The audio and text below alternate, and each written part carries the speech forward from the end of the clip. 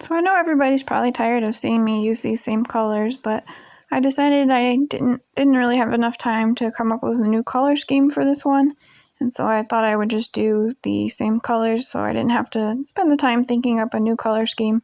And then I figured if it wasn't good, I wouldn't show you guys, but I kind of like it. I don't know if you guys will like it. This gold mix definitely has some of the 1848 fire dot pigment powder in it, so it makes little stars, which kind of works for this one. So if you're wondering how those little dots show up, I'm pretty sure it's the 1848 mica. I have that in my Amazon store if you're interested in it. I mean, I do put a little bit of the Master's Touch liquid gold. It's the big jars, and they have a gold version now. And I put like maybe 2 or 3 drops in my gold as well, so I guess it's possible the little bubbles are from that one. So I think it's 1848 because I don't always use the Master's Touch Gold just because it's in an out-of-the-way place and it's hard to get to.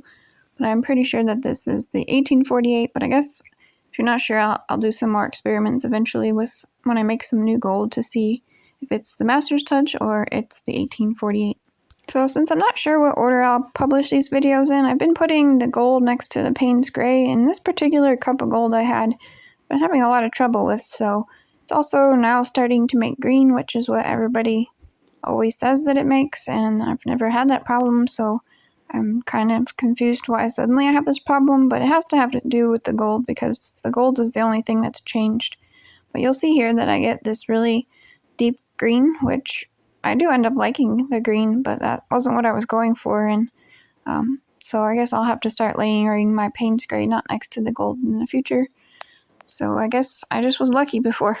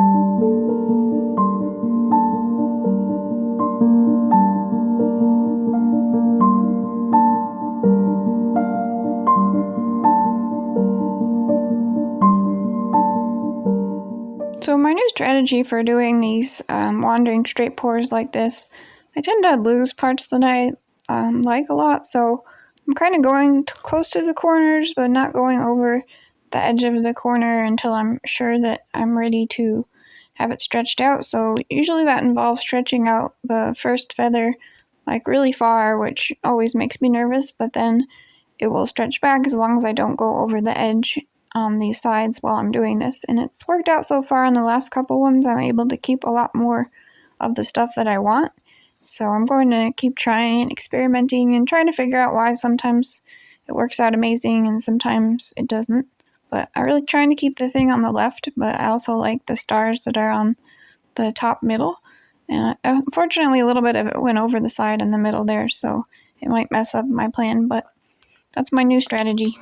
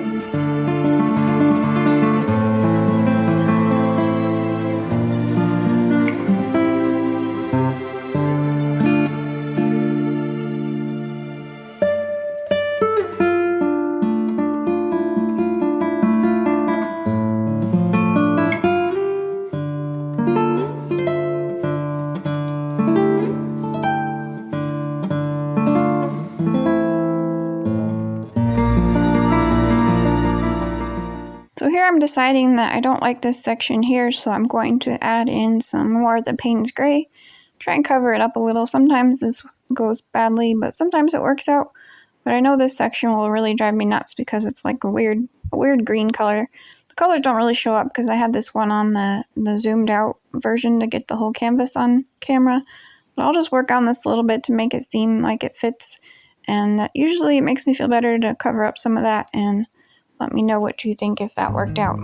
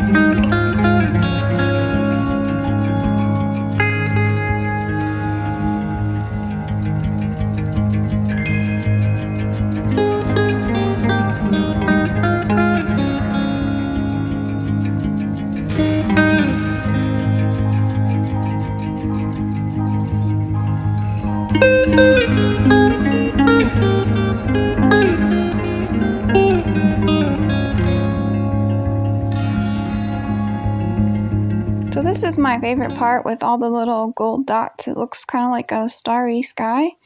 And then the weird twist, it looks like a little bit like a tornado right here. And then there's some green in there. So this is my favorite part of the painting. It's pretty cool. And I really think it wouldn't be the same without the little gold dots. So I really do like those. And I don't know if it's the way I mixed in the 1848, but we'll see in the future experiments. But let me know what you think about this one.